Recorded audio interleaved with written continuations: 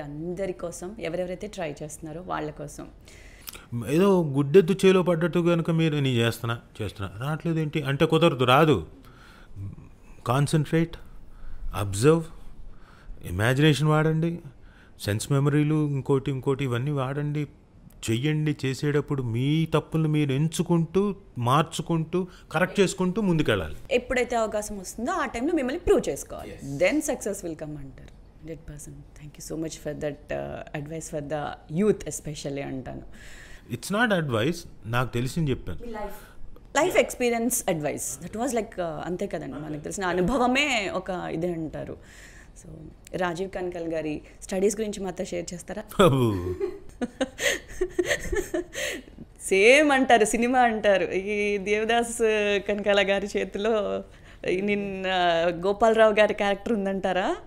చదువుకోరా అని తొంగి చూసినప్పుడు అంటే మా నాన్న అలా కాదు, గోపాలరావు క్యారెక్టర్ కాదు. లిటిల్ ఆర్ట్స్లో నేను ఎలాగైతే రేయ్ నువ్వు అది చదువుకుంటేనే అలా కాదు. నాలెడ్జ్ సంపాదించుకో. నువ్వు బుక్కిష్ నాలెడ్జ్ సంపాదించుకుంటావో లేదో నాకు తెలియదు. నాలెడ్జ్ సంపాదించుకో. నువ్వు ఎంతసేపు బట్టి పట్టడం ఇవి కాదు, దాంట్లో ఉండే సెన్స్ని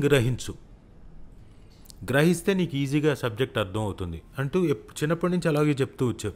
నాకు ఎప్పుడు ఎక్కేది కాదు, ఎందుకంటే నాకు అదంతా అదో ఏలియన్ లాంగ్వేజ్లా ఉండేది. వెళ్ళామా క్లాస్లో ఇలా ఉండేవాడిని, ఎక్కడో ఆలోచిస్తుండేవాడిని, వెనక బెంచ్లో కూర్చునేవాడిని, సరే అటు ఇటు తిరిగి చూస్తుండేవాడిని. ఇటు తిరిగితే మా క్లాస్లో ఉండే అమ్మాయిలు అందరూ చక్కగా నీట్గా ఇట్లా దువ్వి జడలు వేసుకునేవాళ్ళు, పై కట్టుకునేవాళ్ళు. ఇదేంటి ఇలా కట్టు కొబ్బరి నూనె రాసుకున్న ఫేసుల్లాగా ఉండేవి పెద్దగా.